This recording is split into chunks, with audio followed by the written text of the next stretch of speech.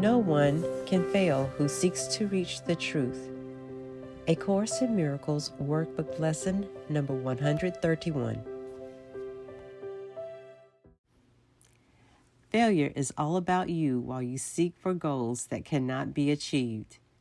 You look for permanence in the impermanent, for love where there is none, for safety in the midst of danger, immortality within the darkness of the dream of death. Who could succeed where contradiction is the setting of his searching, and the place to which he comes to find stability? Goals that are meaningless are not attained. There is no way to reach them, for the means by which you strive for them are meaningless as they are. Who can use such senseless means and hope through them to gain in anything? Where can they lead? And what could they achieve that offers any hope of being real? Pursuit of the imagined leads to death because it is the search for nothingness, and while you seek for life, you ask for death. You look for safety and security, while in your heart you pray for danger and protection for the little dream you made. Yet searching is inevitable here. For this you came, and you will surely do the thing you came for. But the world cannot dictate the goal for which you search, unless you give it power to do so. Otherwise, you still are free to choose a goal that lies beyond the world and every worldly thought, and one that comes to you from an idea relinquished yet remembered, old yet new, an echo of a heritage forgot, yet holding everything you really want. Be glad that search you must. Be glad as well to learn you search for heaven and must find the goal you really want. No one can fail to want this goal and reach it in the end. God's Son cannot seek vainly. Though he tried to force delay, deceive himself, and think that it is hell he seeks. When he is wrong, he finds correction. When he wanders off, he is led back to his appointed task. No one remains in hell, for no one can abandon his Creator, nor affect his perfect, timeless, and unchanging love. You will find heaven. Everything you seek but this will fall away. Yet not because it has been taken from you. It will go because you do not want it. You will reach the goal you really want as certainly as God created you in sinlessness. Why wait for heaven? It is here today. Time is the great illusion. It is past or in the future. Yet this cannot be, if it is where God wills his Son to be. How could the will of God be in the past or yet to happen? What he wills is now, without a past and wholly futureless. It is as far removed from time as is a tiny candle from a distant star, or what you choose from what you really want. Heaven remains your one alternative to this strange world you made and all its ways, its shifting patterns and uncertain goals, its painful pleasures and its tragic joys. God made no contradictions. What denies its own existence and attacks itself is not of him. He did not make two minds, with heaven as the glad effect of one, and earth the other's sorry outcome, which is heaven's opposite in every way.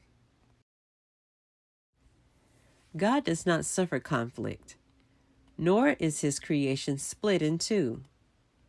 How could it be his Son could be in hell when God himself established him in heaven?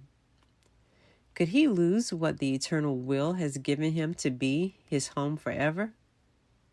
Let us not try longer to impose an alien will upon God's single purpose.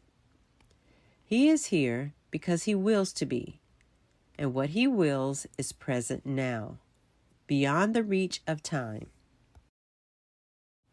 Today we will not choose a paradox in place of truth. How could the Son of God make time to take away the will of God? He thus denies Himself and contradicts what has no opposite. He thinks He made a hell opposing heaven and believes that He abides in what does not exist, while heaven is the place He cannot find. Leave foolish thoughts like these behind today and turn your mind to true ideas instead. No one can fail who seeks to reach the truth, and it is truth we seek to reach today.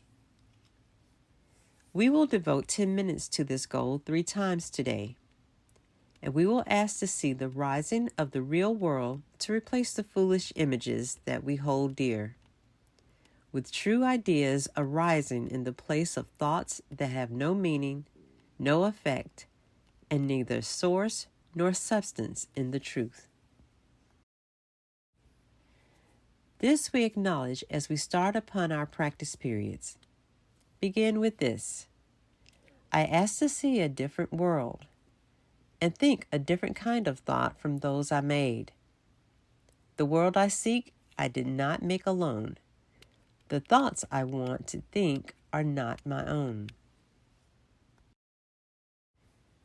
For several minutes, watch your mind and see.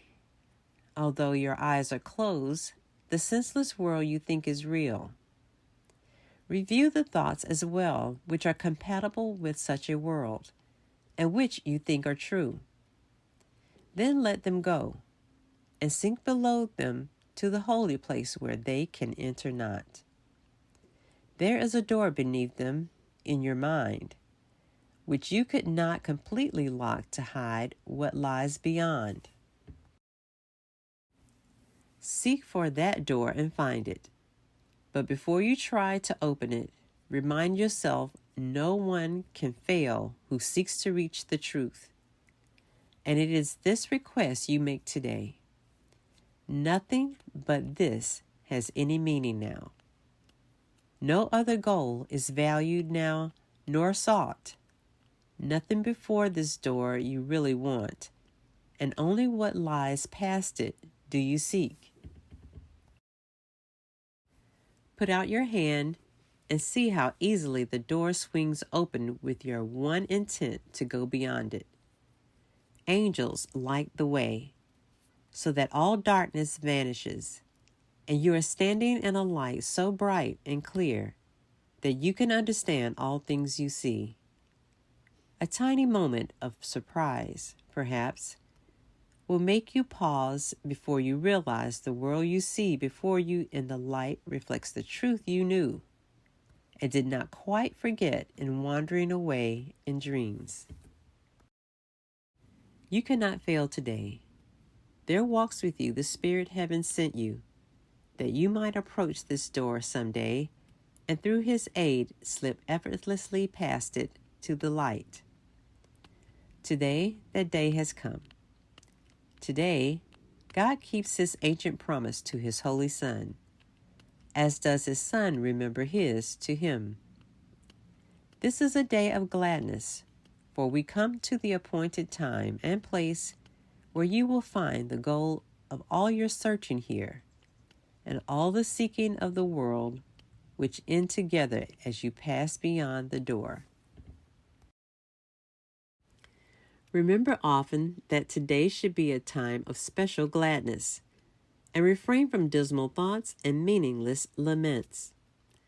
Salvation's time has come. Today is set by heaven itself to be a time of grace for you and for the world. If you forget this happy fact, remind yourself with this. Today, I seek and find all that I want. My single purpose offers it to me. No one can fail who seeks to reach the truth.